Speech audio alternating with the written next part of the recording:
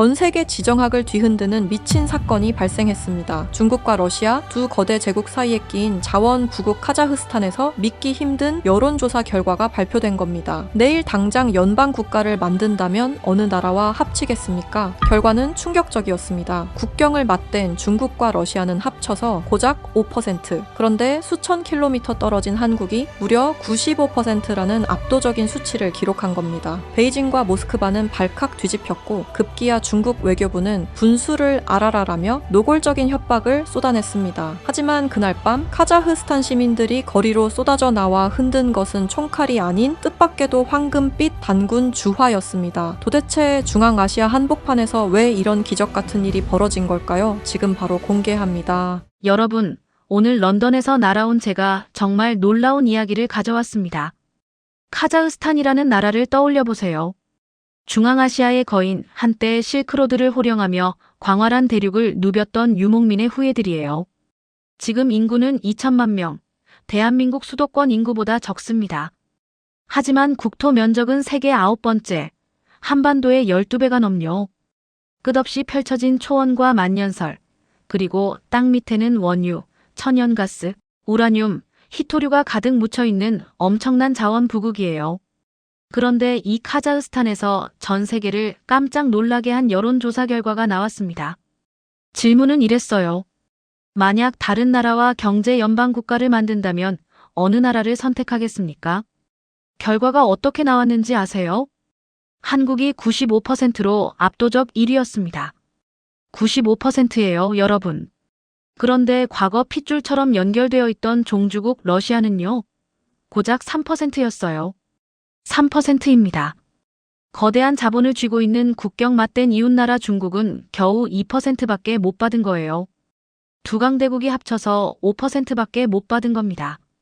이 소식이 전해지자 베이징과 모스크바가 발칵 뒤집혔습니다. 중국 외교부 건물에 긴급회의 소집령이 떨어졌어요. 관료들이 허겁지겁 모여들었죠. 이게 무슨 소리야? 카자흐스탄이 한국과 합치겠다고. 중국 관영 매체들이 일제히 움직이기 시작했습니다. 신화통신, 환구시보가 카자흐스탄을 향해 일제히 포문을 열었어요. 배은망덕한 나라, 역사를 잊은 민족, 서방과 한국의 앞잡이. 온갖 비난이 쏟아졌습니다. 중국 외교부 대변인이 정례 브리핑에서 마이크를 잡았어요. 기자들 앞에서 이렇게 말했습니다. 카자흐스탄은 중국과 러시아의 영향권에 있는 나라다. 분수를 알아야 한다. 영향권이라는 단어가 카자흐스탄을 폭발시켰어요. 그날 밤 카자흐스탄 SNS가 들끓었습니다. 우리가 너희 속국이냐? 유목민의 후예를 무시하지 마라. 영향권, 웃기지 마라.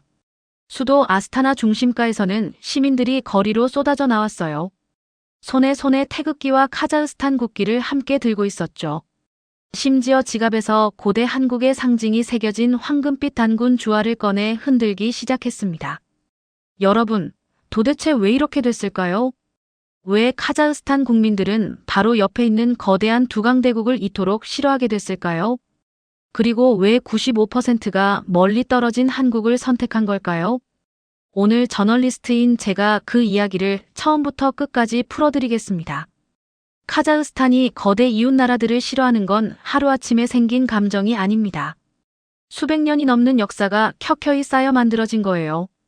시계를 과거 제정 러시아 시대로 돌려보겠습니다. 제국의 군대가 이끌고 와 카자흐 초원을 정복했어요. 카자흐스탄은 지배를 받으며 영토와 주권을 잃었죠. 쉽게 말해 거대한 연방의 식민지가 된 겁니다. 그들은 고유의 언어를 탄압받았고 중요한 결정은 전부 모스크바의 승인을 받아야 했어요. 오랜 지배가 지속됐습니다. 과거 소비에트 연방이 무너지자 카자흐스탄은 즉시 독립을 선언했어요. 마침내 찾아온 해방이었습니다. 하지만 자유는 껍데기뿐이었어요. 현대에 와서 지배 방식이 완전히 바뀌었습니다. 칼 대신 돈과 파이프라인으로 목을 조르기 시작한 겁니다. 숫자로 말씀드릴게요. 카자흐스탄 수출의 핵심은 원유입니다. 그런데 이 원유 수출의 80%가 러시아 영토를 통과하는 카스피의 송유관에 의존하고 있어요. 이게 무슨 뜻인지 쉽게 설명드리겠습니다. 카자흐스탄이 원유를 팔려면 러시아밖에 갈 데가 없다는 뜻이에요. 사실상 국가 경제의 숨통이 모스크바 소나기에 들어가 있는 겁니다. 카자흐스탄이 서방이나 한국과 조금이라도 친해지려 하면요. 러시아는 갑자기 밸브를 잠가버립니다. 파이프라인에 문제가 생겼다며 일방적으로 수출을 막아버리죠. 카자흐스탄이 항의하면요. 싫으면 다른 길로 팔아보든가. 수출을 전면 중단하겠다고 협박하죠. 카자흐스탄은 선택의 여지가 없었습니다. 중국은 어떨까요? 그들은 1대1로라는 미명 아래 고속도로를 깔아주겠다며 다가왔습니다. 하지만 그것은 거대한 빚의 함정이었어요. 천문학적인 이자를 감당하지 못하자 카자흐스탄의 척추와 같은 핵심 희토류 광산들을 하나둘씩 집어삼키기 시작했죠. 알타이 산맥 깊은 곳에 75살 할아버지가 한 분 계세요. 이름은 누를란, 평생 유목민으로 살아온 분이죠. 어느 날 중국계 거대 광산이 할아버지 마을 근처에 들어왔어요. 광산이 엄청난 양의 독성 폐수를 초원에 마구 버리기 시작했습니다. 하루에 수만 톤씩 쏟아냈지요. 그러자 마을의 맑았던 호수가 썩어버렸어요. 할아버지가 평생 가축을 먹이던 물줄기도 시커멓게 바닥을 드러냈습니다. 가축들에게 줄 맑은 물이 없어졌지요. 할아버지가 중국 기업을 찾아갔어요. 떨리는 목소리로 말했습니다. 제발 폐수를 멈추고 물을 좀 나눠달라. 대답이 어땠는지 아세요? 우리는 카자흐스탄 정부한테 돈을 다 냈다. 당신한테 허락받을 의무 없다. 할아버지는 그 자리에서 고개를 떨구셨어요. 삶의 터전을 잃은 거죠. 그해 여름부터 가축들이 죽기 시작했습니다. 오염된 물을 먹은 말들이 하나둘 쓰러졌어요. 귀한 말 60마리를 잃었습니다. 삶의 터전이 완전히 사라졌죠. 수십 년 유목 인생이 강대국의 탐욕 때문에 무너져 내린 겁니다. 이들의 일상은 매일매일이 벼랑 끝이었습니다. 거대한 영토를 가졌지만 두 강대국 사이에서 철저하게 경제적 숨통이 조여지고 있었죠. 하지만 모든 희망이 사라졌다고 믿었던 바로 그 순간이었습니다. 도대체 어떻게 이 절망적인 상황 속에서 고대 한국의 상징이 새겨진 황금빛 단군 주화가 세상 밖으로 나오게 된 것일까요? 그 답을 찾기 위해 저는 거시적인 통계 뒤에 숨겨진 진짜 얼굴들을 만나러 카자흐스탄 현지로 직접 들어갔습니다. 국가와 국가가 벌이는 거대한 지정학적 체스. 게임에서 가장 먼저 희생되는 것은 언제나 평범한 사람들의 일상입니다. 모스크바의 크렘린궁과 베이징의 중나나이에서 결정된 냉혹한 서류 한 장은 수천 킬로미터 떨어진 카자흐스탄. 초원 위에서 누군가의 밥줄을 끊고 누군가의 숨통을 조이고 있었습니다. 저는 거시적인 지표 뒤에 가려진 진짜 현실을 마주하기 위해 카자흐스탄 남부의 거대한 화물 집화장으로 향했습니다. 수도 아스타나를 벗어나 남쪽으로 차를 몰수록 풍경은 점점 황량해졌습니다. 아스팔트가 끊어진 자리에 자갈길이 시작됐고 자갈길마저 사라진 곳에는 얼어붙은 진흙 위로 바퀴 자국만 남아 있었습니다. 차창 밖으로 펼쳐지는 광활한 초원은 끝이 보이지 않았습니다. 한때 유목민들이 말을 달리며 세상 누구에게도 고개 숙이지 않았던 그 위풍당당한 땅이 지금은 차가운 바람만 쓸쓸히 가로지르고 있었습니다. 이따금씩 도로 옆에 버려진 녹슨 기계들이 눈에 띄었습니다. 중국계 기업들이 자원을 싹쓸이하고 떠나면서 남긴 흔적들이었습니다. 쓸모가 다한 땅에 쓰레기를 투기하듯 내팽개친 고철 덩어리들이 초원 위에 흉물스럽게 박혀 있었습니다. 살을 에이는 듯한 칼바람이 부는 공터 한가운데 시동이 꺼진 거대한 25톤 화물 트럭 한 대가 외롭게 서 있었습니다. 그 차가운 운전석에서 며칠째 숙식을 해결하고 있는 40대의 트럭 기사 아리스탄 씨를 만났습니다. 그의 이름 아리스탄은 카자흐어로 사자라는 뜻입니다. 한때 끝없는 초원을 말 타고 달리던 자랑스러운 유목민의 피가 흐르는 남자였지만 지금 그의 어깨는 한없이 처져 있었습니다. 트럭 문을 두드리자 잠시 후 삐걱거리는 소리와 함께 문이 열렸습니다. 좁은 운전석 안은 라면, 봉지와 빈 물병으로 가득했습니다. 히터가 고장난 탓인지 아리스탄 씨는 낡은 담요를 두 겹으로 두르고 있었고 그의 입에서는 하얀 입김이 연심 피어올랐습니다. 벽에는 아이들 사진이 테이프로 붙어 있었습니다. 교복을 입은 남자아이 둘과 여자아이 하나, 세 남매가 해맑게 웃고 있는 사진이었습니다. 그 사진 옆에는 주름이 깊게 패인 노인의 사진도 있었습니다. 아리스탄 씨의 어머니라고 했습니다. 아리스탄 씨는 핏발선 눈으로 자신의 분신과도 같은 화물 트럭의 운전대를 쓰다듬으며 무겁게 입을 열었습니다. 이 트럭은 제 가족의 심장이나 다름없습니다. 이걸로 짐을 실어 날라서 아이들 학교도 보내고 늙으신 어머니 약값도 대고 있었죠. 몇 년 전 중국계 물류회사에서 아주 좋은 조건으로 트럭 할부금을 지원해주겠다고 접근했습니다.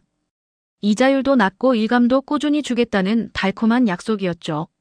저는 그들이 내민 카자흐어 계약서와 중국어 계약서에 기쁜 마음으로 서명을 했습니다. 그게 지옥의 시작인 줄도 모르고 말입니다. 그가 보여준 계약서의 진실은 참혹했습니다. 1년이 지나자 중국계 물류회사는 일방적으로 수수료를 올리기 시작했습니다. 항의를 해봤지만 소용없었습니다. 중국어 원본 계약서 구석에는 아주 작은 글씨로 시장 상황에 따라 회사가 이율과 수수료를 임의로 조정할 수 있다는 독소 조항이 숨겨져 있었던 것입니다. 매달 죽어라 달려서 짐을 날라도 손에 쥐는 돈은 점점 줄어들었습니다. 기름값을 빼고 나면 남는 게 없었어요. 결국 2달치 할부금을 내지 못하자 어제 중국인 관리자가 찾아와서 트럭 열쇠를 내놓으라고 소리쳤습니다. 내일부터 이 트럭은 회사 소유로 넘어간다고 하더군요. 저는 바닥에 무릎을 꿇고 제발 한 번만 기회를 달라고 짐승처럼 빌었습니다. 하지만 그들은 차가운 눈빛으로 저를 비웃으며 돌아서 버렸습니다. 우리는 바퀴 달린 노예입니다. 초원의 사자가 아니라 중국 자본의 목줄에 묶인 불쌍한 개가 되어버린 겁니다. 아리스탄 씨의 눈에서 굵은 눈물이 뚝뚝 떨어져 얼어붙은 핸들 위로 번졌습니다. 저는 잠시 말을 잃었습니다. 그러다 집화장 곳곳을 둘러보니 아리스탄 씨와 비슷한 처지의 트럭 기사들이 한둘이 아니었습니다. 시동이 꺼진 트럭 안에서 혹은 트럭 옆에 쭈그리고 앉아 담배를 피우며 허공을 바라보는 사람들. 저는 그중 한 명에게 다가갔습니다. 50대 초반의 트럭 기사 세리크 씨였습니다. 그는 카자흐스탄 동부의 작은 마을에서 올라온 사람이었습니다. 세리크 씨의 사정은 아리스탄 씨보다 더 가혹했습니다. 저는 트럭이 2대였습니다. 2대로 열심히 뛰면 아이들 대학까지 보낼 수 있을 것 같았어요. 그런데 중국 회사가 계약을 맺은 지 2년도 안 돼서 2대를 다 가져가 버렸습니다. 지금 제 통장 잔고는 400탱게입니다. 400탱게. 우리 돈으로 1,000원도 채 안 되는 돈이었습니다. 세리크 씨는 씁쓸하게 웃으며 덧붙였습니다. 그 돈으로 오늘 저녁 라면 한 봉지 사 먹으면 끝입니다. 내일은 어떻게 할지 모르겠어요. 이 집화장에만 이런 사람이 수십 명이었습니다. 중국 물류회사의 달콤한 계약에 넘어가 트럭을 빼앗긴 기사들, 러시아의 국경 봉쇄로 화물을 제때 납품하지 못해 계약이 파기된 사람들, 중국계 광산에 취직했다가 임금을 떼이고 쫓겨난 젊은이들. 이들은 모두 같은 표정을 하고 있었습니다. 분노도 눈물도 이미 바닥났고 그 자리에 무표정한 체념만 남은 얼굴이었습니다. 가장의 자존심이 철저하게 짓밟힌 비극은 아리스탄 씨만의 문제가 아니었습니다. 그의 친형인 바우르잔 씨의 상황은 더욱 끔찍했습니다. 저는 아리스탄 씨와 함께 그의 형이 있다는 북부 국경지대로 차를 몰았습니다. 남부에서 북부로 향하는 수백 킬로미터의 여정은 그 자체로 카자흐스탄의 현실을 온몸으로 느끼는 시간이었습니다. 아리스탄 씨는 조수석에서 내내 말이 없었습니다. 창밖으로 스쳐 지나가는 황량한 초원을 바라보며 가끔씩 깊은 한숨을 내쉴 뿐이었습니다. 한참을 달리다 작은 마을 하나를 지나쳤습니다. 마을 입구에 녹슨 철제 문패가 하나 서 있었는데 글자가 지워져 읽을 수 없었습니다. 마을 안에는 사람이 없었습니다. 중국계 광산이 들어서면서 오염된 지하수 때문에 주민들이 모두 떠나버린 유령 마을이라고 아리스탄 씨가 낮은 목소리로 설명했습니다. 저 마을에 제 처가 친척들이 살았었어요. 지금은 다 뿔뿔이 흩어졌습니다. 어디로 갔는지도 몰라요. 러시아와 맞닿은 페트로파블 국경 검문소 앞. 그곳에는 끝이 보이지 않을 정도로 수백 대의 대형 트럭들이 도로 위에 멈춰 서 있었습니다. 트럭마다 카자흐스탄의 비옥한 흑토에서 1년 내내 땀 흘려 키운 황금빛 밀이 가득 실려 있었습니다. 하지만 공기 중에는 구수한 밀냄새 대신 썩어가는 악취가 진동하고 있었습니다. 바우르잔 씨는 길가에 주저앉아 담배만 깊게 빨아들이고 있었습니다. 그의 발밑에는 검게 썩어버린 미랄들이 흩어져 있었죠. 얼굴은 며칠째 씻지 못한 듯 검댕이 끼어 있었고 눈빛은 이미 지쳐 있었습니다. 그가 저를 보며 허탈한 목소리로 말했습니다. 벌써 3주째입니다. 국경이 꽉 막혀서 단 한 발자국도 나아가지 못하고 있어요. 러시아 국경 수비대는 갑자기 우리 카자흐스탄 밀에서 정체불명의 해충이 발견되었다며 수입과 통과를 전면 금지시켜버렸습니다. 증거를 보여달라고 해도 무시합니다. 그저 모스크바에서 위생 검역을 강화하라는 지시가 내려왔다는 핑계뿐이죠. 이것은 명백한 경제 보복이었습니다. 카자흐스탄 정부가 최근 유럽연합과 경제협력회의를 가졌다는 뉴스 보도가 나간 직후 모스크바가 경고의 메시지로 식량 수출길의 밸브를 잔인하게 잠가버린 것입니다. 바우르잔 씨가 트럭 적재함의 덮개를 거칠게 젖히자 빗물과 눈이 스며들어 완전히 썩어버린 밀 더미가 모습을 드러냈습니다. 보이십니까? 제 피와 땀입니다. 이 밀을 팔아서 겨울을 나야 하는데 이제는 쓰레기가 되어버렸습니다. 저기 국경 너머 초소에서 보드카를 마시며 우리를 비웃고 있는 러시아 군인들의 웃음소리가 들리십니까? 그들은 우리가 굶어 죽어가든 말든 아무 관심이 없습니다. 그저 우리 정부가 모스크바를 향해 머리를 조아리기만을 기다리며 채찍을 휘두르고 있는 겁니다. 내 나라 내 땅에서 농사를 짓는데 왜 우리가 저들의 허락을 받고 저들의 기분에 맞춰서 살아야 합니까? 저는 바우르잔 씨의 이야기를 들으며 주변을 둘러봤습니다. 트럭 행렬은 끝없이 이어져 있었고 기다리다 지친 기사들이 삼삼오오 모여 불을 피우고 있었습니다. 한 무리에 다가가 보니 다들 비슷한 처지였습니다. 파르한 씨는 사흘 전부터 여기 묶여 있다고 했습니다. 집에는 초등학생 아이 셋이 기다리고 있는데 연락도 제대로 안 된다며 스마트폰 화면을 내보였습니다. 통신사 요금을 못 낸 탓에 데이터가 끊긴 화면이었습니다. 옆에 있던 누르켄 씨는 아예 말이 없었습니다. 그냥 불만 멍하니 바라보고 있었죠. 나중에 바우르잔 씨에게 물어보니 누르켄 씨는 지난해에도 똑같이 국경이 막혀 밀 전량을 썩혔다고 했습니다. 2번 연속으로 1년 농사를 통째로 날린 사람이었습니다. 분노와 무력감이 짙게 밴 바우르잔 씨의 외침이 허허벌판을 울렸습니다. 세계 9번째의 거대한 영토를 가진 자원부국 카자흐스탄. 그러나 그 영광스러운 수식어 뒤에는 중국의 교묘한 빚잔치의 트럭을 빼앗기고 거리에 나앉게 된 동생 아리스탄이 있었고 러시아의 강압적인 국경 통제에 1년 농사를 전부 망치고 피눈물을 흘리는 형 바우르잔이 있었습니다. 그리고 집화장에 세리크 씨가 있었고 국경 앞 파르한 씨가 있었고 아무 말도 없이 불만 바라보던 누르켄 씨가 있었습니다. 이름도 다르고 사는 곳도 달랐지만 이들은 모두 같은 나라의 같은 시대를 살아가는 평범한 가장들이었습니다. 그날 밤 국경 인근 낡은 텐트 안에서 형제는 깡통에 든 차가운 수프를 나누어 먹으며 깊은 침묵에 빠졌습니다. 텐트 밖에서는 매서운 칼바람이 쉬지 않고 천막 자락을 두드렸습니다. 아리스탄 씨가 수프를 한 숟가락 뜯어 말고 숟가락을 내려놓았습니다. 식욕이 없었습니다. 바우르잔 씨는 깡통을 두 손으로 감싸 쥔 채 온기를 느끼려는 듯 오래도록 그대로 있었습니다. 더 이상 도망칠 곳도 희망을 걸 곳도 없는 막다른 골목이었습니다. 강대국의 두꺼운 벽창호 앞에서 유목민의 자존심은 갈기갈기 찢겨나갔습니다. 바로 그 순간이었습니다. 텐트 구석에 놓여있던 낡은 라디오에서 지지직거리는 잡음을 뚫고 긴급 뉴스 속보가 흘러나오기 시작했습니다. 평소 같으면 정부의 지루한 선전 방송이려니 하고 꺼버렸겠지만 앵커의 떨리는 목소리가 두 형제의 행동을 멈추게 만들었습니다. 국민 여러분, 방금 전 알타이 산맥 깊은 곳 유적지에서 전 세계 사학계를 발칵 뒤집어 놓을 엄청난 규모의 고대 유물이 무더기로 발굴되었다는 소식입니다. 카자흐스탄과 한국의 합동 고고학 발굴팀이 찾아낸 이 유물은 우리 민족의 진짜 뿌리가 어디를 향하고 있는지 증명하는 완벽한 증거라고 합니다. 라디오의 볼륨을 높이는 아리스탄 씨의 손이 미세하게 떨리고 있었습니다. 캄캄한 어둠 속에서 숨통이 끊어지기 직전이었던 카자흐스탄 사람들에게 수천 년 동안 깊은 땅속에 잠들어 있던 아주 먼 곳의 형제가 강렬한 구조 신호를 보내기 시작한 것입니다. 그 누구도 상상조차 하지 못했던 핏줄의 기원.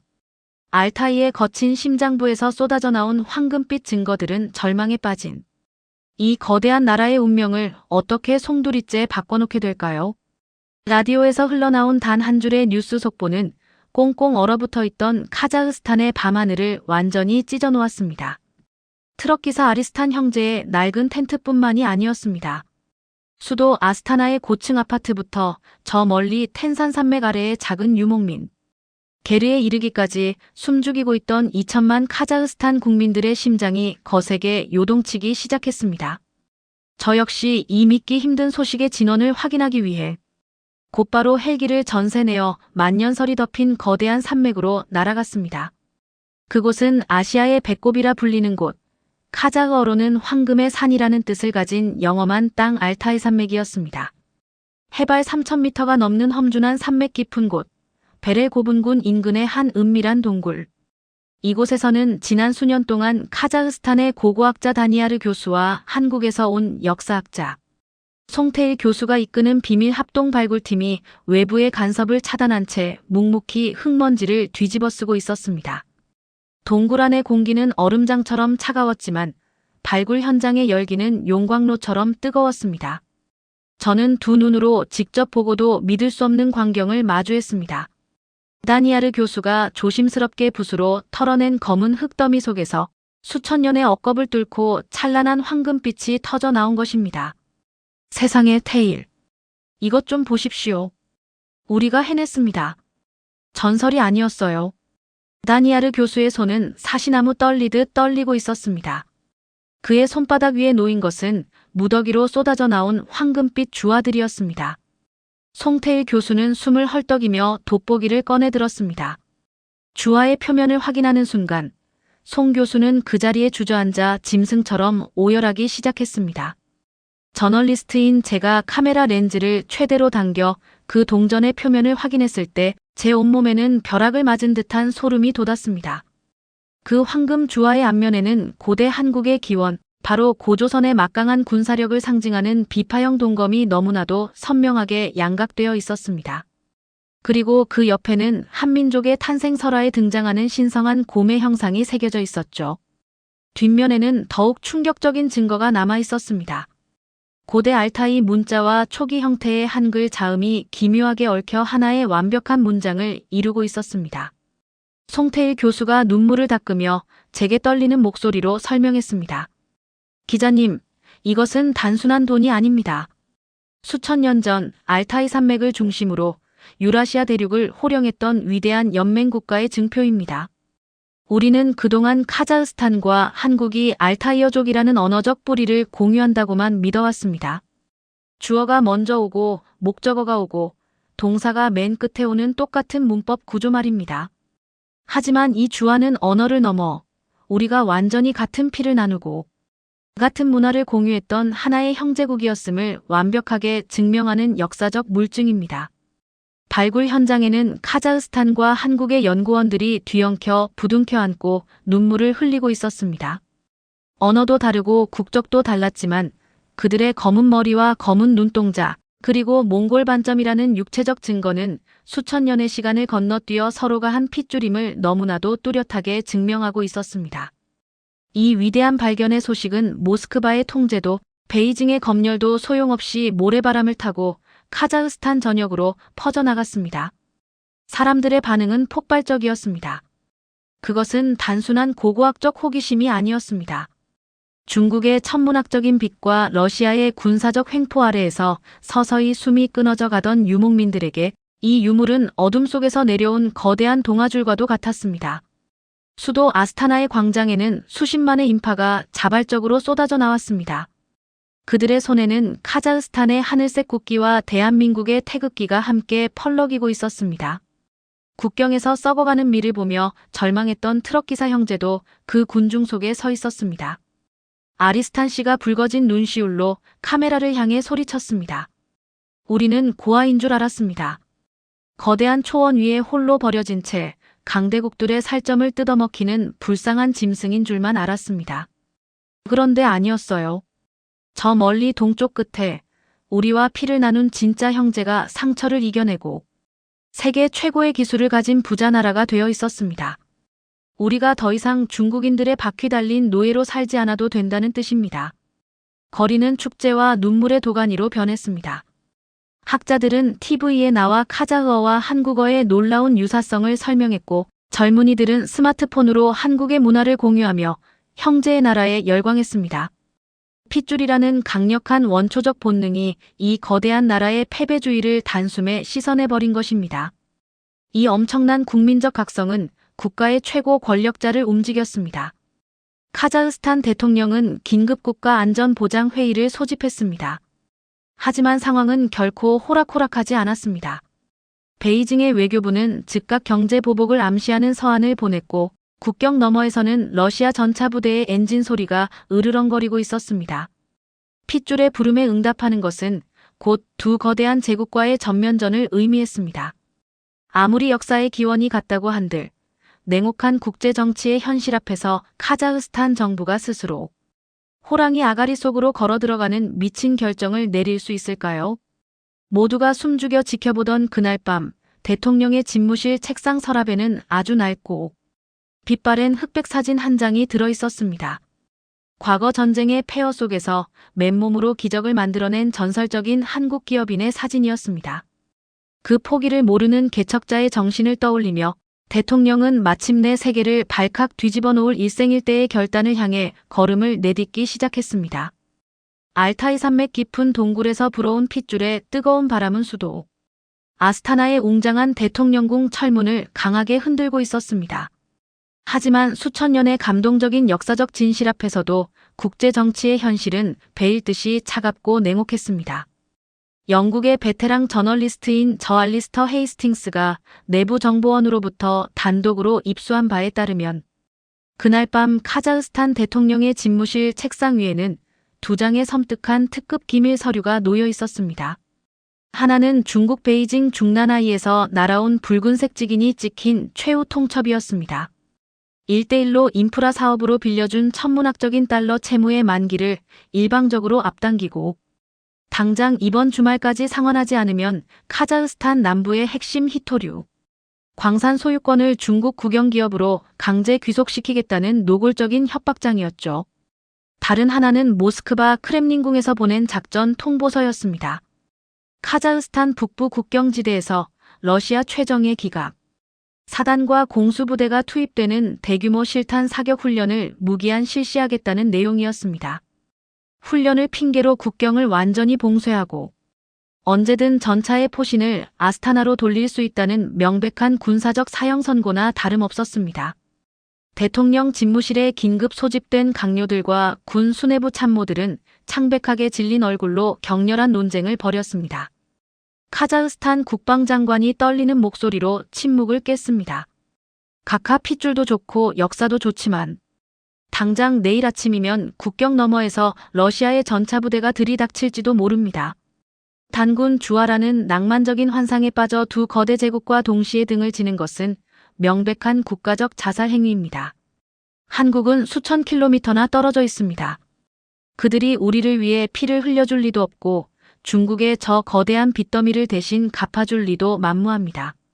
지금이라도 베이징과 모스크바에 특사를 보내 오해를 풀고 엎드려야 합니다. 강요들의 말은 지극히 현실적이었습니다.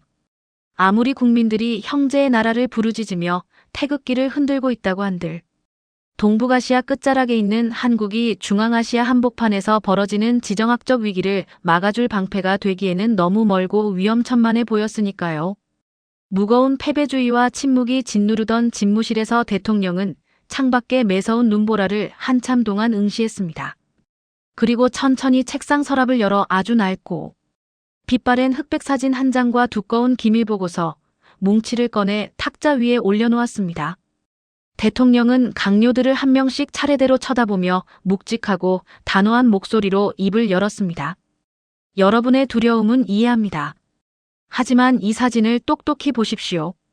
이 흑백 사진 속의 인물은 과거 잿더미가 된 대한민국을 세계 10번째 경제대국으로 끌어올린 전설적인 개척자 정 회장이라는 분입니다. 냉전 시대의 서슬 퍼런 얼음 장막이 온 세상을 반으로 쪼개어 놓았던 시절이 있었습니다. 서방의 그 어떤 자본가들도 공산권 국가의 굳게 닫힌 문을 열 엄두조차 내지 못하고 두려움에 떨고 있을 때 이 한국인 정 회장은 모두가 미쳤다고 손가락질하는 놀라운 뚝심을 발휘했습니다. 대통령의 목소리에는 점점 강한 힘이 실리기 시작했습니다. 그분은 철의 장막으로 둘러싸인 냉전의 한복판에서도 아무도 감히 하지 못한 일들을 해냈습니다. 소련의 심장부에 직접 찾아가 거대한 건설 사업을 제안했고 총칼이 지배하던 이념의 장벽을 맨몸으로 부수고 들어가 새로운 경제 영토를 개척했던 위대한 승부사였습니다. 이념의 벽조차 막지 못한 것이 바로 한국인들의 개척 DNA입니다. 대통령은 주먹을 꽉 쥐고 탁자를 내리쳤습니다.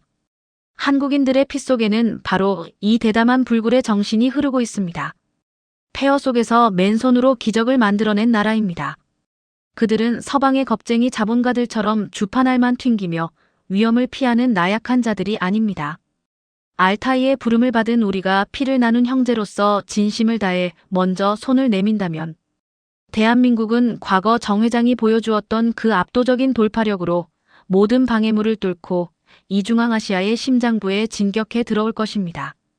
저는 중국의 빚더미에 깔려 서서히 말라 죽거나 러시아의 군화 밑에서 영원한 노예로 사느니 차라리 우리 형제들의 위대한 뚝심에 카자흐스탄 국가의 명운을 온전히 걸겠습니다. 그 결연한 선언이 있은 다음 날 아침 카자흐스탄 국영방송을 통해 저녁에 생중계된 대통령의 대국민 담화는 그야말로 세계 지정학의 판도를 송두리째 뒤엎어버린 메가톤급 지진이었습니다. 대통령은 단상에 올라 조금의 흔들림도 없는 단호한 목소리로 전 세계를 향해 외쳤습니다. 친애하는 2천만 국민 여러분, 우리는 더 이상 강대국의 식탁 위에 놓인 값싼 자원 창고가 아닙니다. 억압과 빚의 쇠사슬을 끊어내고 우리와 수천 년의 알타이 뿌리를 완벽하게 공유하는 피를 나눈 형제국 대한민국과 손을 잡겠습니다. 카자흐스탄은 오늘부로 대한민국과 완벽한 하나의 경제 연방 국가로 나아갈 것을 전 세계에 엄숙히 선언합니다. 이 위대한 선언이 생중계되는 동안 알마티 중앙광장에 모여든 수백만 명의 시민들은 서로를 부둥켜 안고 오열했습니다. 중국 물류회사의 횡포에 트럭을 빼앗길 위기에 처했던 아리스탄 씨도 썩어가는 밀 더미 앞에서 짐승처럼 울부짖었던 바우르잔 씨도 낡은 모자를 집어 던지며 뜨거운 눈물을 쏟아냈습니다. 알타이 산맥에서 쏟아져 나온 황금빛 단군.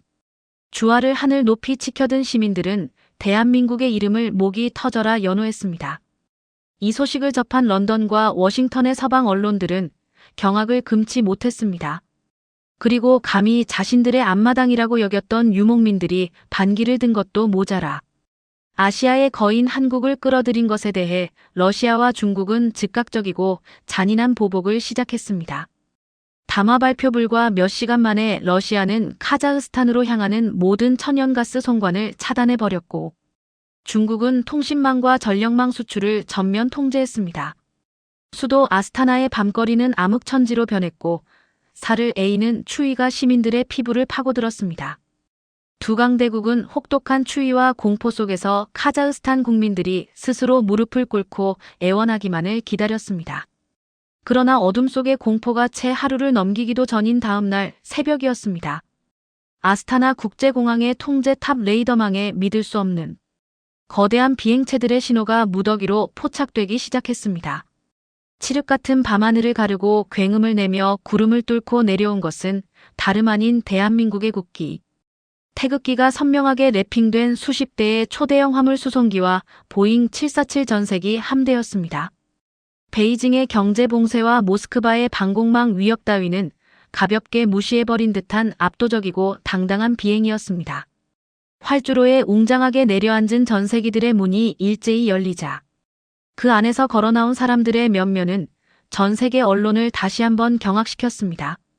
대한민국의 경제와 산업을 진두지휘하는 최고 위급 정부 관료들을 필두로 세계 시장을 쥐고 흔드는 반도체 건설, 에너지 분야의 최고 기업 총수들, 그리고 헬멧을 쓴 수천 명의 최정예 기술자와 엔지니어들이 거친 초원의 바람을 맞으며 당당하게 발을 내디뎠습니다. 과거 정 회장의 그 뜨거웠던 개척 DNA를 그대로 물려받은 대한민국의 후예들이 강대국의 촘촘한 포위망을 단숨에 박살내고 형제의 나라를 구하기 위해 날아온 것입니다. 카자흐스탄에 발을 디딘 한국의 엘리트들은 중국 은행가들의 빚, 독촉장이나 러시아 군인들의 소총 따위는 들고 오지 않았습니다. 그들의 손에 쥐어져 있는 것은 두꺼운 서류 가방과 거대한 도면, 그리고 무언가가 가득 담긴 은빛 케이스뿐이었습니다. 그것은 강대국들이 수십 년 동안 카자흐스탄의 자원을 빼먹으면서도 절대로 내어주지 않았던 것. 바로 남에게 기대지 않고 스스로 찬란한 제국을 건설할 수 있는 압도적인 마법의 열쇠였습니다. 거친 숨을 몰아쉬며 아스타나 공항 활주로로 뛰어나온 아리스탄 씨. 형제의 두 눈앞에 마침내 그 마법의 정체가 드러나기 시작했습니다. 과연 대한민국이 형제의 나라를 위해 가져온 그 압도적인 기술과 기적은 절망에 빠진 이들의 삶을 어떻게 구원해냈을까요? 아스타나 국제공항에 얼어붙은 활주로 위로 쏟아지는 눈보라 속에서 저널리스트인 제 눈앞에 펼쳐진 광경은 현대 외교사에서 그 유래를 찾아볼 수 없는 웅장한 서사시의 한 장면이었습니다. 중국과 러시아의 끔찍한 경제 보복으로 인해 카자흐스탄 전역의 전력과 통신이 끊어지며 칠흑 같은 암흑천지가 된 끔찍한 밤이었습니다. 하지만 비행기 트랩을 내려온 한국의 최정예 기술진들은 당황하는 기색이 전혀 없었습니다. 그들은 수십 대의 대형 발전 차량을 동원해 공항 전체를 대낮처럼 밝히고는 곧바로 거대한 도면을 펼쳤습니다. 그들이 카자흐스탄의 꽁꽁 언 땅 위에 풀어놓은 것은 단순히 불을 밝히는 전기가 아니었습니다. 강대국의 통제에서 영원히 벗어나게 해줄 완벽한 자립의 청사진이었습니다. 그 순간 공항 청사 유리창에 이마를 붙이고 활주로를 내다보던 카자흐스탄 시민들의 반응은 저도 평생 잊지 못할 것입니다.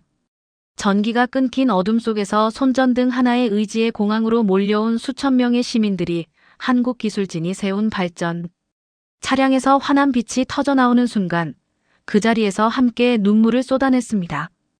70이 넘은 노인이 손자의 손을 꼭 쥐고 속삭였습니다. 저 빛이 보이느냐? 우리 형제들이 가져온 빛이다. 그 말 한마디가 주변 사람들에게 번지기 시작했습니다. 어둠 속에서 서로의 얼굴도 제대로 보이지 않던 낯선 이들이 서로의 손을 붙잡고 하염없이 울었습니다. 수십 년 동안 강대국의 눈치를 보며 숨죽여 살아온 사람들의 가슴 속에 단단히 틀어막혀 있던 무언가가 그 환한 빛 한 줄기에 일제히 터져나오고 있었습니다.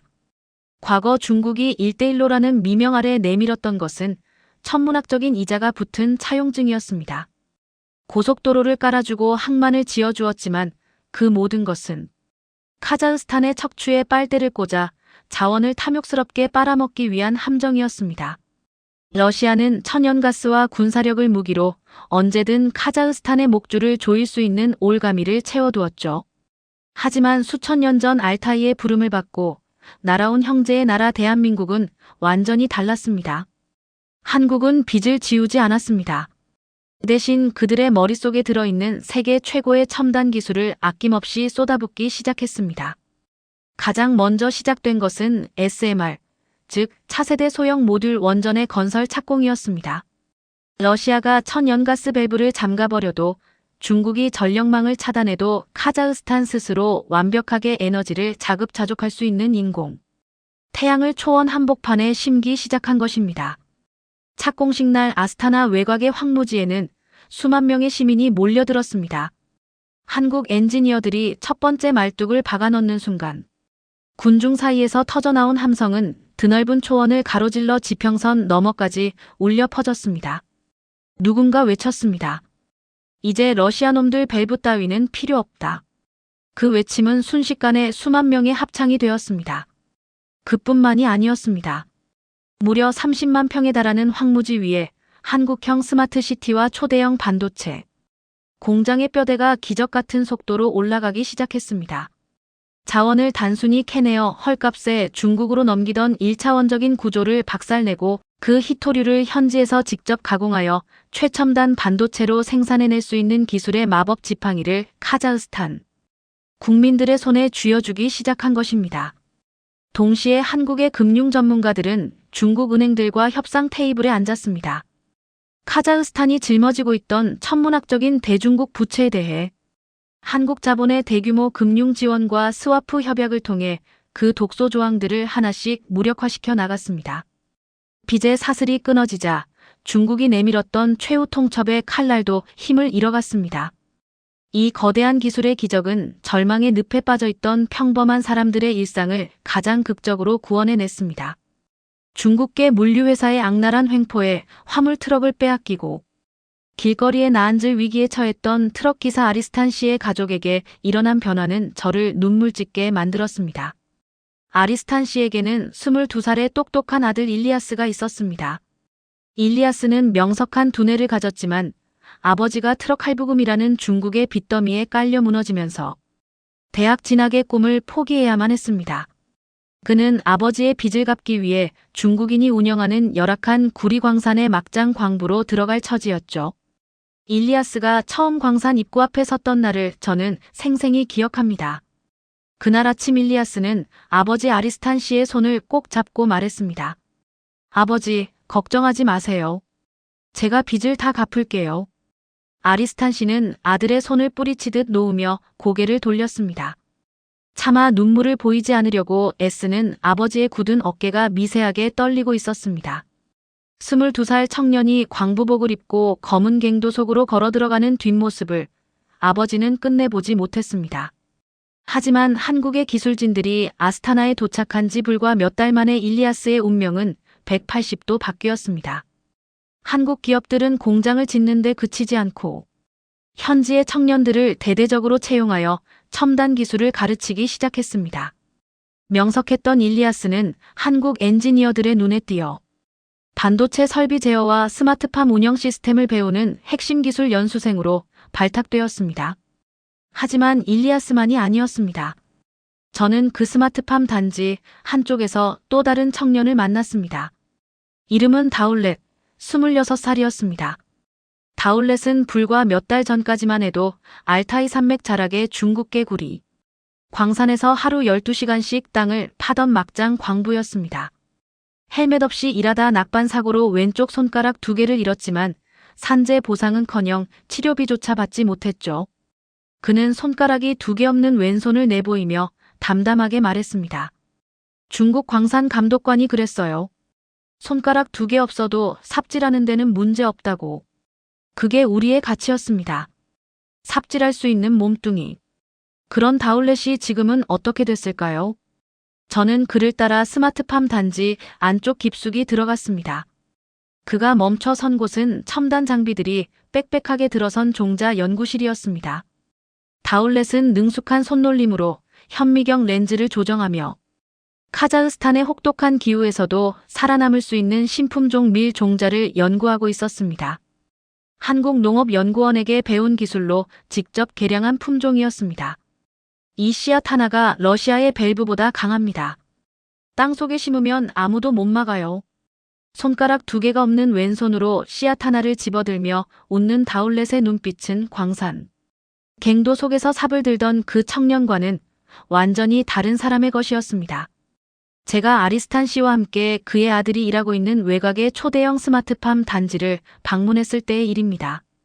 과거 러시아의 횡포로 국경에서 밀이 다 썩어가는 것을 보며 피눈물을 흘렸던 아리스탄 씨의 형, 바우르잔 씨도 그 자리에 함께 있었습니다.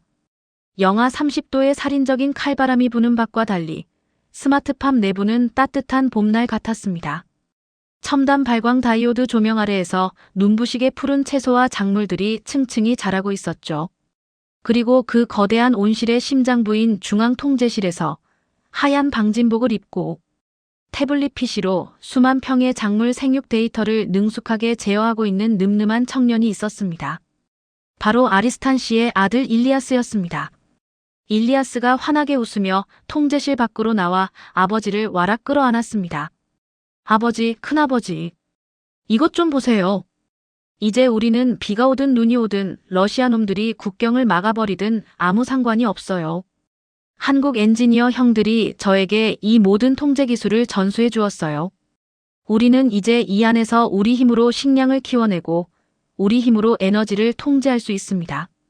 아버지, 이제 우리는 중국 놈들의 바퀴 달린 노예로 살지 않아도 돼요. 절대로 고개 숙이지 마세요. 아들의 씩씩한 목소리에 굵고 투박한 아리스탄 씨의 손이 덜덜 떨렸습니다. 그는 하얀 방진복을 입은 아들의 어깨를 쓸어내리며 그 자리에 주저앉아 짐승처럼 엉엉 소리내어 울기 시작했습니다. 몇 달 전 광산 입구에서 차마 눈물을 보이지 못하고 고개를 돌렸던 그 아버지가 이제는 아들의 하얀 방진복, 앞서풀 두 주먹으로 부여잡고 어린아이처럼 울고 있었습니다. 1년 농사를 망치고 썩어가는 밀더미 앞에서 절망했던 큰아버지 바우르잔 씨 역시 솟아오르는 새파란 새싹들을 어루만지며 소리 없는 눈물을 뚝뚝 흘리고 있었습니다. 바우르잔 씨가 떨리는 손으로 초록빛 새싹 하나를 조심스럽게 꺾어들었습니다. 그리고 그것을 한참 동안 바라보다가 천천히 입술을 열었습니다. 페트로파블 국경에서 내밀이 썩어가던 날 밤, 저는 하늘을 원망했습니다. 왜 이 땅에 태어났냐고. 왜 이 나라에서 살아야 하냐고. 그런데 지금 이 새싹을 보니 알겠습니다. 우리는 버려진 게 아니었어요. 그저 아직 때가 되지 않았던 거였습니다. 그 말이 끝나는 순간 통제실 안에 있던 한국 엔지니어 한 명이 조용히 다가와 바우르잔 씨의 어깨에 손을 얹었습니다. 말 한마디 없이. 언어도 다르고 자란 땅도 달랐지만 그 손에 담긴 온기는 수천 킬로미터의 거리를 단숨에 지워버렸습니다. 그 장면을 카메라에 담으려던 저는 결국 카메라를 내려놓을 수밖에 없었습니다. 렌즈가 흐려졌기 때문이 아니라 그 순간만큼은 기자가 아닌 한 인간으로서 그저 그 자리에 함께 서 있고 싶었기 때문입니다. 이것은 단순한 기술 원조가 아니었습니다. 한국이 카자흐스탄 국민들에게 준 것은 짓밟혔던 인간의 존엄성을 되찾아준 위대한 선물이었습니다. 알타이 산맥 동굴에서 발견된 황금빛 단군 주화가 증명했던 수천 년 전의 핏줄은 박물관의 유리관 속에 갇힌 죽은 역사가 아니라 지금 이 순간 가족의 눈물을 닦아주고 배고픔을 해결해주는 가장 강력하고 뜨거운 현실이 되었습니다. 중국은 빚을 주었고 러시아는 공포를 주었지만 형제의 나라 한국은 스스로 일어설 수 있는 완벽한 자립과 찬란한 희망을 주었던 것입니다. 2천만 카자흐스탄 국민들은 이 압도적인 은혜와 형제의 앞에서 깊은 전율을 느꼈습니다. 그리고 이 거대한 초원의 유목민들은 받은 은혜는 반드시 목숨을 걸고서라도 몇 배로 갚아낸다는 맹렬한 전통을 뼛속 깊이 간직한 사람들이었습니다.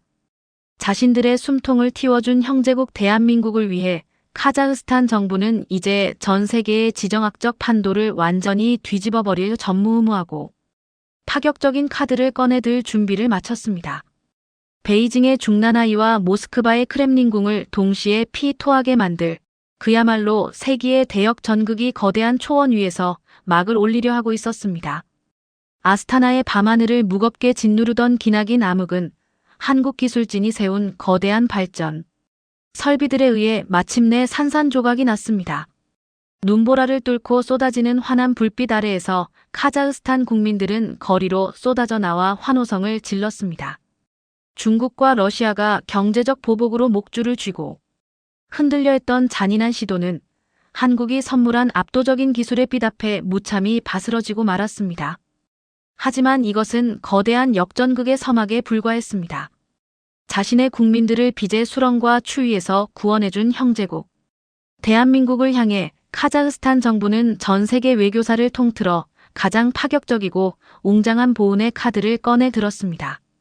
저는 아스타나 독립궁전에 마련된 프레스센터의 맨 앞줄에 앉아 있었습니다. 수백 명의 외신 기자들이 숨을 죽이고 있는 가운데 카자흐스탄 대통령과 대한민국 정부의 핵심 대표단이 굳은 표정으로 단상에 올랐습니다. 단상 뒤로는 카자흐스탄의 하늘색 국기와 대한민국의 태극기가 나란히 걸려 있었습니다.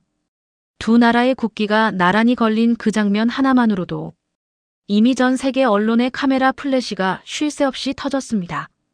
베이징과 모스크바에서 파견된 특파원들은 굳은 표정으로 노트를 꼭 쥔 채 앉아 있었고 워싱턴과 런던에서 온 기자들은 서로 눈빛을 교환하며 무슨 일이 벌어질지 촉각을 곤두세우고 있었습니다.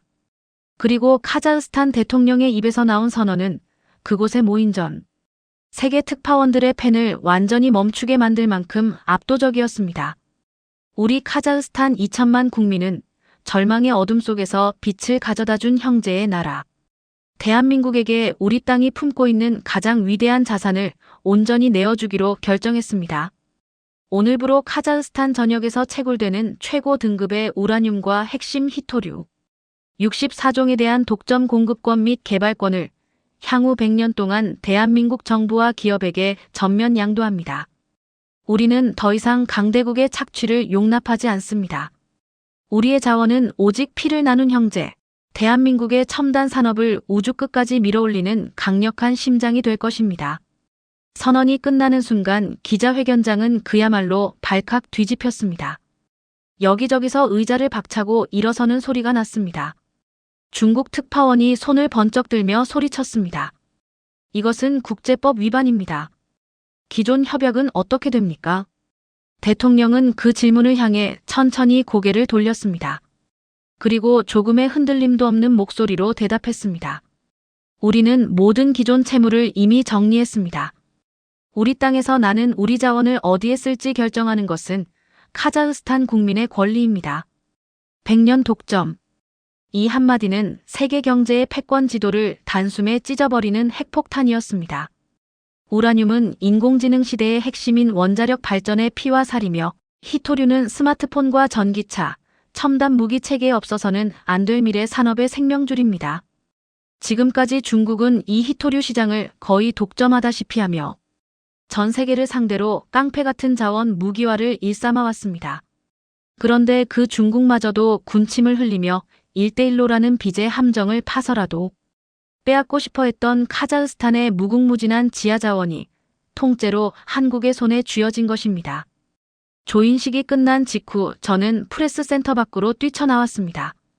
아스타나의 광장에는 이미 수십만 명의 시민들이 몰려들어 있었습니다. 조인식이 생중계되는 대형 스크린 앞에서 사람들은 서로를 부둥켜 안고 울고 있었습니다. 한 중년 여성이 태극기를 가슴에 꼭 끌어안은 채 하늘을 향해 외쳤습니다. 우리 아버지가 살아계셨다면, 우리 아버지가 이 날을 보셨다면. 그 여성의 아버지는 소비에트 연방 시절 강제 이주 정책으로 고향을 잃은 분이었다고 옆에 있던 사람이 귀띔해줬습니다. 평생 러시아의 지배 아래 숨죽이며 살다 돌아가신 아버지를 떠올리며 딸은 끝없이 눈물을 흘렸습니다. 이 역사적인 조인식 장면이 전 세계로 타전되자 베이징의 중난하이와 모스크바의 크렘린궁은 그야말로 초상집으로 변했습니다. 중국 외교부는 긴급 성명을 내고 반발하려 했지만 이미 게임은 끝난 뒤였습니다. 그들이 내밀었던 차용증은 한국 자본의 거대한 금융 지원으로 단숨에 상환되어 버렸고 1대1로의 명분은 흔적도 없이 사라졌습니다. 중앙아시아를 자신들의 뒷마당으로 여겼던 중국의 야심은 알타이 산맥의 동굴에서 시작된 핏줄의 연대 앞에 완전히 짓밟혔습니다. 베이징의 관영 매체들은 일제히 침묵했습니다. 며칠 전까지만 해도 카자흐스탄을 향해 온갖 비난을 쏟아내던 신화통신과 환구시보가 이날만큼은 단 한 줄의 보도도 내놓지 못했습니다. 그 침묵이 오히려 가장 웅변적인 패배의 선언이었습니다. 국경에서 무력 시위를 벌이던 러시아 전차 부대 역시 서서히 시동을 끄고 후퇴할 수밖에 없었습니다. 과거의 카자흐스탄은 고립된 약소국이었지만 이제는 세계 최고의 반도체 강국이자 경제대국인 한국과 묶인 완벽한 연방 국가가 되었기 때문입니다. 만약 러시아가 카자흐스탄을 무력으로 침공한다면 그것은 곧바로 대한민국과의 전면전을 의미했습니다. 한국의 압도적인 국방력과 글로벌 공급망에서의 막강한 지위를 고려할 때 모스크바는 더 이상 함부로 방아쇠를 당길 수 없는 처지가 되었습니다. 국경 초소에서 보드카를 마시며 카자흐스탄 트럭 기사들을 비웃던 러시아 군인들이 이제는 말없이 짐을 챙겨 철수하는 모습이 카메라에 포착됐습니다. 그 장면이 카자흐스탄 전역에 방송되자 국민들은 또다시 거리로 쏟아져 나와 환호했습니다. 저는 그 환호의 물결 속에서 익숙한 얼굴들을 찾았습니다. 중국 물류회사의 트럭을 빼앗길 위기에 처했던 아리스탄 씨는 광장 한편에서 아들 일리아스와 나란히 서 있었습니다. 아리스탄 씨의 손에는 태극기가 들려 있었고 일리아스의 손에는 황금빛 단군 주화가 쥐어져 있었습니다. 발굴 현장 소식이 전해진 날 시민들 사이에서 자연스럽게 퍼져나간 그 주화의 복제품이었습니다. 아리스탄 씨가 저를 알아보고 손을 번쩍 들어 흔들었습니다. 그리고 목이 터져라 외쳤습니다. 기자님, 우리 이제 됩니다. 우리 이제 진짜 됩니다. 국경에서 썩어가는 밀더미 앞에 주저앉아 담배만 피워대던 바우르잔 씨는 어땠을까요? 저는 군중을 헤치며 그를 찾았습니다. 바우르잔 씨는 광장 중앙의 대형 스크린 바로 앞에 서 있었습니다. 조인식 장면이 반복해서 재생되는 스크린을 올려다보며 그는 아무 말도 하지 않았습니다. 다만 두 볼을 타고 흘러내리는 눈물을 닦지 않은 채 그저 그 화면을 바라보고 있었습니다. 제가 다가가 어깨를 두드리자 그가 돌아봤습니다. 그리고 한참 만에 입을 열었습니다. 국경에서 밀이 썩어갈 때 저는 하늘을 원망했습니다. 근데 지금 생각해보니 그 썩은 밀더미가 없었다면 제가 이 자리에 있지 못했을 것 같습니다. 그 고통이 있었기에 이 기쁨이 더 큰 거겠죠. 저널리스트로서 수많은 지정학적 격변을 취재해온 저 알리스터 헤이스팅스는 이 위대한 조인식을 바라보며 온몸에 소름이 돋는 것을 멈출 수 없었습니다. 동북아시아의 끝자락, 삼면이 바다로 둘러싸이고 북쪽으로는 꽉 막혀있던 반도의 나라 대한민국. 과거 전쟁의 폐허 속에서 외국의 원조 밀가루로 하루하루를 버티던 그 작고 가난했던 나라가 이제는 유라시아 대륙의 심장부를 관통하는 거대한 제국으로 부활하는 순간을 두 눈으로 목격하고 있었기 때문입니다. 그것은 단순히 돈이나 무력으로 만들어낸 제국이 아니었습니다. 수천 년 전 알타이의 거친 모래바람 속에서 곰과 동검을 숭배하며 거대한 연맹을 이루었던 그 위대한 핏줄의 기억이 현대의 최첨단 기술과 무한한 자원이라는 새로운 무기를 장착하고 화려하게 깨어난 것입니다. 저는 조인식이 끝난 그날 밤 아스타나의 한 허름한 찻집에서 아리스탄 씨 형제와 마주 앉았습니다. 형제는 카자흐스탄의 전통차인 슈박차트를 두 손으로 감싸쥐고 오랫동안 말이 없었습니다. 그러다 바우르잔 씨가 먼저 입을 열었습니다. 우리 아버지가 살아계실 때 늘 하시던 말씀이 있었습니다. 초원의 풀은 아무리 밟혀도 봄이 되면 다시 돋아난다고. 그 말씀을 어릴 때는 그냥 듣고 흘렸는데 오늘에서야 무슨 뜻인지 알겠습니다. 아리스탄 씨가 형의 말을 받아 조용히 고개를 끄덕였습니다. 우리가 그 풀이었던 거죠. 광장에 모인 카자흐스탄 국민들은 황금빛 단군 주화를 하늘 높이 치켜들고 눈물을 흘리며 환호했습니다. 거대한 트럭을 빼앗길 뻔했던 아리스탄 씨 부자도 썩어가는 밀더미 앞에서 절망했던 바우르잔 씨도 이제는 형제국 한국이 세워준 따뜻한 온실과 눈부신 공장 안에서 미래를 노래하고 있습니다. 반도에 갇혀있던 대한민국의 핏줄은 이제 좁은 국경을 넘어 유라시아의 광활한 초원 위를 거침없이 내달리고 있습니다. 과거 공산권의 철의 장막을 뚫고 들어갔던 정 회장의 그 위대한 개척 정신이 오늘날 중앙아시아의 심장부에 꽂혀 영원히 꺼지지 않는 눈부신 태양으로 타오르고 있습니다. 이 믿기 힘든 기적의 서사시는 바로 포기를 모르는 한민족의 DNA가 세계 역사에 새겨놓은 가장 위대한 승리의 기록으로 남았습니다. 여러분, 지금까지 카자흐스탄의 이야기를 함께 하셨습니다. 어떠셨습니까? 카자흐스탄 국민 95%가 한국을 선택했습니다. 러시아와 중국은 합쳐서 5%였습니다. 100년 독점 자원 공급권이 형제의 나라 대한민국의 손에 쥐어졌습니다. 중국 특파원이 물었습니다. 대통령은 흔들림 없이 답했습니다. 우리 땅에서 나는 자원을 어디에 쓸지 결정하는 것은 카자흐스탄 국민의 권리입니다. 아무도 주목하지 않을 때 한국은 묵묵히 기술을 쌓았습니다. 아무도 믿지 않을 때 한국은 조용히 사람을 살렸습니다. 그리고 마침내 유라시아 초원의 한복판에 태극기가 나부꼈습니다. 이 이야기가 가슴에 닿으셨다면 댓글에 형제국 세 글자만 남겨주십시오. 여러분의 댓글 하나가 이 이야기를 더 많은 사람에게 전하는 가장 강력한 힘이 됩니다. 좋아요와 공유는 진실을 지키는 등불이 됩니다. 초원의 풀은 아무리 밟혀도 봄이 되면 다시 돋아났습니다.